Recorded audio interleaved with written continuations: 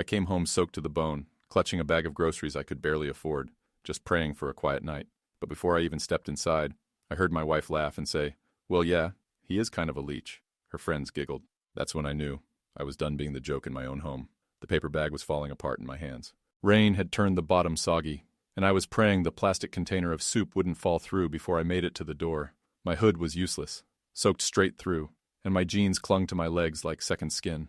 All I wanted was to drop the groceries on the kitchen counter, kick off my wet shoes, and sink into the couch for 5 minutes of silence before heating up dinner. Just 5 minutes of stillness. That's all I ever wanted these days.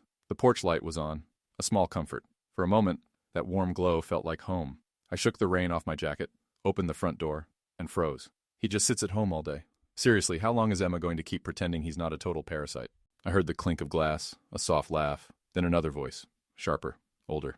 She always had a savior complex. I give it another month before she burns out. No woman wants to carry dead weight forever. Dead weight. I didn't move. My hand still held the door handle. The bag sagged lower, threatening to rip. A third voice joined in, this one hesitant, then bolder. Honestly, I told her she could do better. She has a degree, a career, friends. And what does he have? He's home folding laundry while she pays the bills. My throat went dry. I should have walked in, made noise, let them know I was home. But something stopped me. Then I heard Emma. Yeah, I mean, you're not wrong. That did it. Not the laughter, not the smugness in her friends' voices. It was her, the woman I'd been waking up at 6 a.m. to make coffee for, cooking dinner every night with whatever discount groceries I could stretch, taking on odd jobs, warehouse shifts, delivery runs, anything to pay part of the rent since I lost my real job. Her, saying that, agreeing with them. I stepped back. I didn't storm in, didn't shout, didn't confront. I just turned around, walked to the bedroom, heart pounding like I'd run a mile, and packed a bag. I didn't rush. I was careful, quiet. The rain had eased, but my clothes were still wet. My fingers fumbled with the zipper on my jacket, loud in the silence of the room. The sound felt like a spotlight, but no one noticed. They were still in the living room, clinking glasses and dissecting my dignity like it was a joke. I grabbed my duffel from under the bed, stuffed in enough for a few nights. Socks, jeans, the sweater she once said made me look safe, whatever that meant. On my way out, I stopped at the entry shelf, the bowl where we kept our keys. I pulled mine off the ring. The front door clicked shut behind me. I didn't slam it, just closed it, firm and final. I placed the key gently in the bowl next to hers. She'd hear the door, maybe call out, maybe not, maybe she'd just keep laughing. But I was done. Home wasn't home anymore, and I'd rather face the cold rain again than stay in a house where I was the punchline. The first night, I slept in my car. Rain tapped gently on the roof, like the universe hadn't finished making its point. I didn't cry. I didn't scream. I just stared at the ceiling, replaying that moment. Her voice, the word leech, the way she said it so casually, like she wasn't talking about the man who held her while she cried over work stress, who unclogged the sink, folded her laundry, and memorized her coffee order. I wasn't just leaving a house. I was leaving an illusion. The next morning I found a motel, one of those dimly lit places that smells like bleach and memory. I paid for 2 nights with what little I had left from last week's warehouse shift and tried to make sense of my new reality. No home, no plan. Just the weight of a bag and a silence I didn't choose but suddenly couldn't live without. I didn't text her. She didn't call. The first message came from her sister. Hey, Emma's freaking out. Did you go somewhere? I ignored it. Then from Emma herself. Where are you? Can we talk? Talk? Now? After I spent months holding us together while she acted like I didn't exist? After she laughed with people who called me a parasite? I stared at the screen for a long time before turning off my phone. Later that night, I went through old photos on my laptop, not out of nostalgia, but to remind myself I wasn't imagining things. There we were 2 years ago, laughing on some rocky hiking trail, her leaning into me like gravity wasn't enough. And then the next photo. I was holding up a birthday cake I'd baked her from scratch. She cried that day, told me no one had ever done something like that for her. I wonder now if that was the peak. If after that moment, the decline had already begun, and I just didn't see it. The thing is, I didn't mind being the one without a job, for a while. It felt okay, even right, to step up at home while I got back on my feet. I thought we were a team, but somewhere along the way my usefulness became a liability. Somewhere I stopped being a partner and became a burden. Not in my eyes, in hers. The worst part isn't what she said. It's that I believed we were in this together, and she didn't correct her friends when they gutted me in front of her. She agreed, smiled, joined in, and that's something you can't explain away. That's a fracture that doesn't heal. Not with talking, not with time. I spent the next morning looking for temp gigs online, grateful I'd kept my resume updated. No dreams left in it, just practicality. Rent, food, somewhere to land next. My phone stayed off. I wasn't punishing her. I just needed to remember what it felt like to not be someone's embarrassment. What she lost was someone who kept showing up, even when he was drowning. What I lost was the last place I thought was safe. And now I had nothing but freedom. Sharp, lonely, honest freedom. And I wasn't about to give that up again. On the third day, I turned my phone back on. Not out of weakness. Curiosity, maybe. I wanted to see if she even noticed I was gone. The screen lit up with a backlog of missed calls and messages. Her name, her sister. One from her mom, even. The last one stood out. You walking out like that was cruel. Emma's been crying nonstop. Cruel. It's funny how silence, the one thing I'd begged for when I was breaking, suddenly became a weapon once I used it. I scrolled through Emma's texts. First concern. Where are you? I'm worried. Then confusion. Are you mad? Can we talk? Then the shift. You're being childish? We were just joking. Followed by the guilt trip. I didn't mean it like that. Please don't throw away everything over one stupid moment.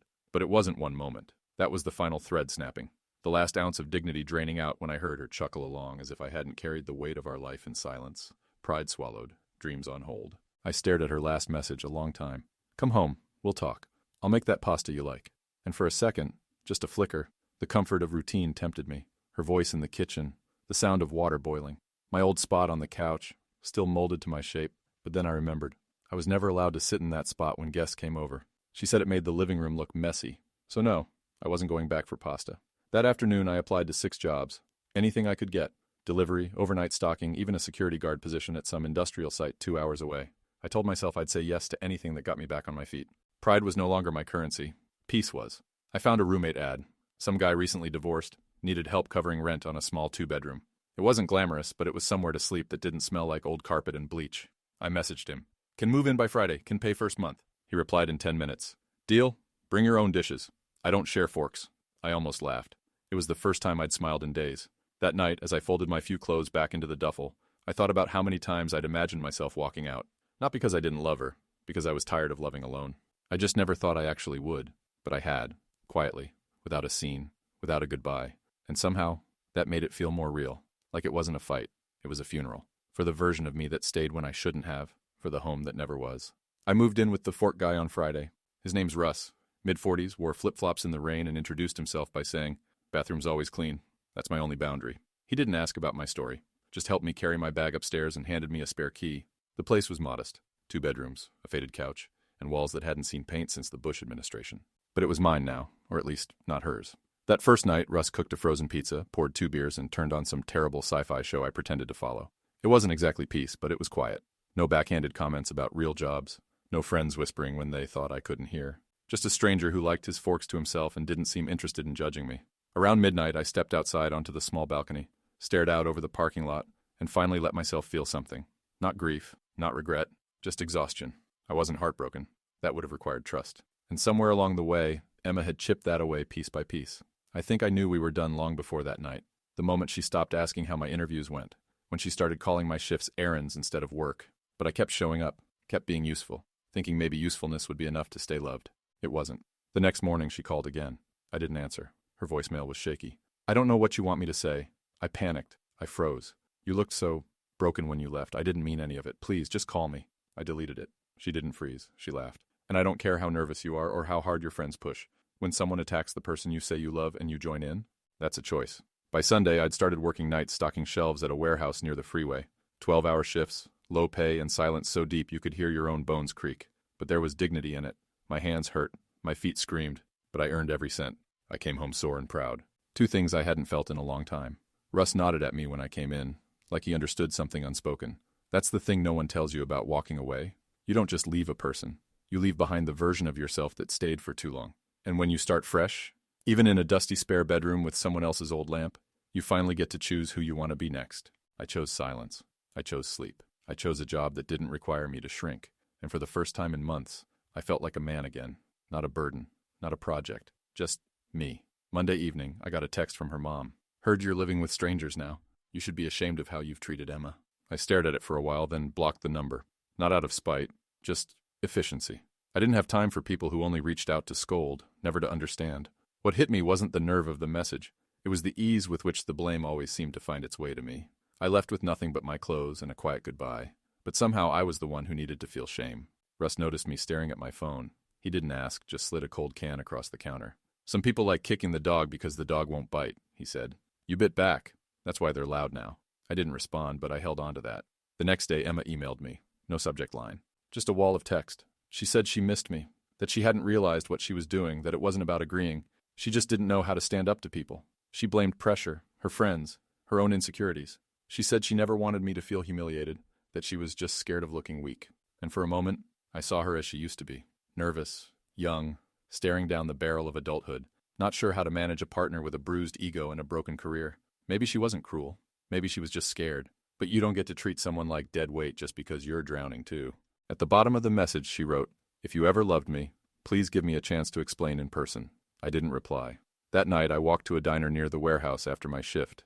It was the kind of place that smelled like burnt toast and dish soap, where the waitresses called you hun without thinking. I sat at the counter, ordered eggs and black coffee, and watched the early sun smear gold over the sidewalk. And I realized something. I didn't miss her. I missed the idea of someone missing me. There's a difference. Losing her hadn't gutted me, but realizing how little she'd respected me, how easily I'd become an accessory to her image, that stuck. I had loved her, fully, messily, honestly, and I don't think she ever really saw me, just the idea of what I was supposed to be. And when I stopped fitting that shape, she laughed. So no, I wouldn't meet her. I wouldn't play the part of the broken man begging for understanding. I'd sit in a booth with eggs and coffee and listen to the hum of a place that didn't know my story and didn't need to. Because healing doesn't always come with closure. Sometimes it comes with walking away and meaning it. I found her note a week later, taped to the door of Russ's apartment, folded neatly like it belonged there.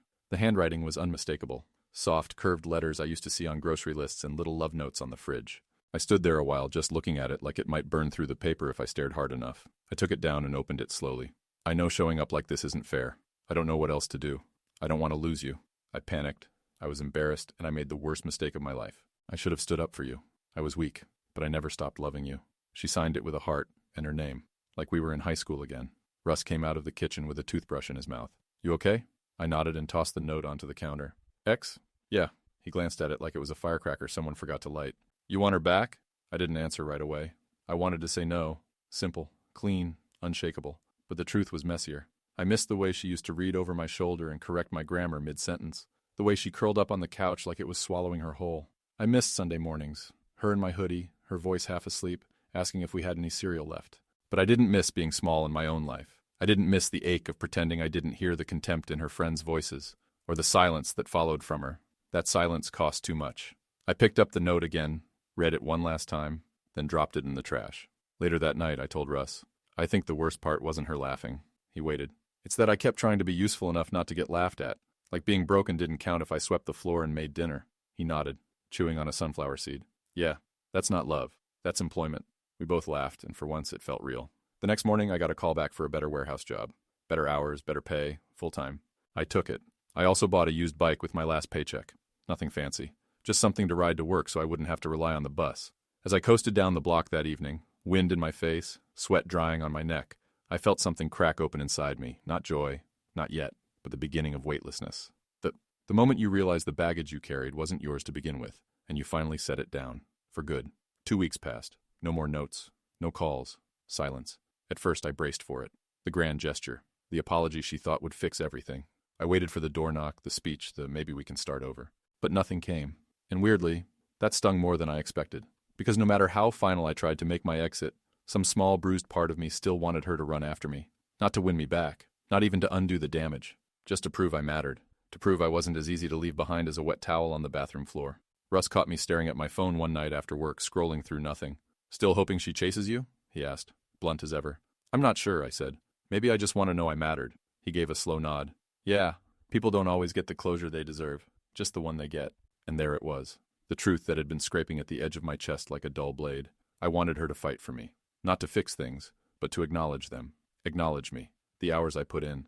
The nights I stayed up trying to make ends meet. The way I kept showing up when I had nothing left to offer but effort. But her silence was its own answer.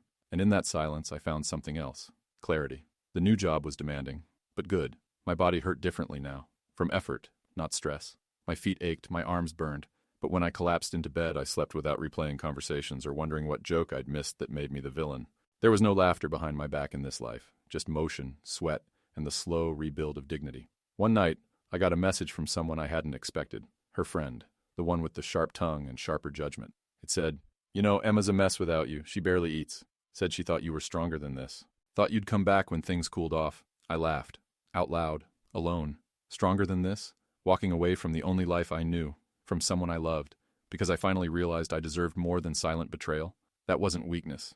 That was survival. What she meant was, she thought I'd come back when it was convenient for her again. She thought I'd stay broken. just within reach. She thought I was still the man who believed that being useful was the same thing as being valued. But I'm not that man anymore. I didn't reply, because I finally understood something vital. Sometimes people don't miss you. They miss the role you played. The support, the silence, the convenience, they don't want you back. They want their comfort restored, their audience, their cheerleader, their human cushion for life's sharp corners. But I'm not furniture, not something you sit on when life gets heavy. And once I realized that, her absence stopped hurting. Not because it stopped mattering, but because I started mattering more. And nothing she could say would be worth trading that back. By the third week, the rhythm of my new life had settled in like muscle memory. Wake up, coffee, work, bike ride home, shower, dinner, sleep, repeat. No drama. No landmines of guilt hidden in casual conversations. No eggshells underfoot. For the first time in years, I didn't feel like I was failing at something just by existing. Russ and I weren't exactly friends, but he had a quiet wisdom about him, the kind that comes from being broken and glued back together in all the wrong shapes. We didn't talk about the past much, but every now and then he'd say something simple, and it'd land like a brick in my chest. One night, after work, I told him about the text from Emma's friend, about the guilt tripping, the "she's a mess without you" line. He didn't even look up from his bowl of canned chili. She should have worried about that before she joined the firing squad, he muttered. I snorted. That's harsh. Russ glanced at me. So was leaving you to bleed alone in your own house. And just like that, it hit me again. I'd been clinging to the idea of reconciliation like it was a moral high ground, like being willing to forgive made me noble. But I wasn't noble. I was tired. Tired of the mental gymnastics it took to justify her behavior. Tired of telling myself she was under pressure, or just scared. Tired of reducing my pain to a footnote in someone else's character arc. Later that week, I ran into someone we used to know. Mark, a mutual friend who worked at the same company where I lost my job. He looked surprised to see me, then cautiously asked how things were going. I kept it simple. Started over. Needed to. He hesitated, then said, Emma said you just bailed, that you ghosted after a rough patch. That stopped me. Ghosted? Is that what it was now? I laughed. Not bitter, just stunned. I wanted to correct him, to lay it all out. The rain, the groceries, the voices in the living room. The way she didn't flinch when they called me a parasite. The keys on the shelf, left behind like an obituary. But I didn't. Because people believe what fits their story best. And if her story needed me to be the one who gave up, then fine. Let her tell it that way. I've got my own version. And mine ends with me finally walking out. Not in anger, not in shame, but in silence. With my head held high. As I walked away from that conversation, I felt something click into place. It wasn't my job to fix the version of me other people carried in their heads. It wasn't my job to defend, explain, or correct. I knew who I was now.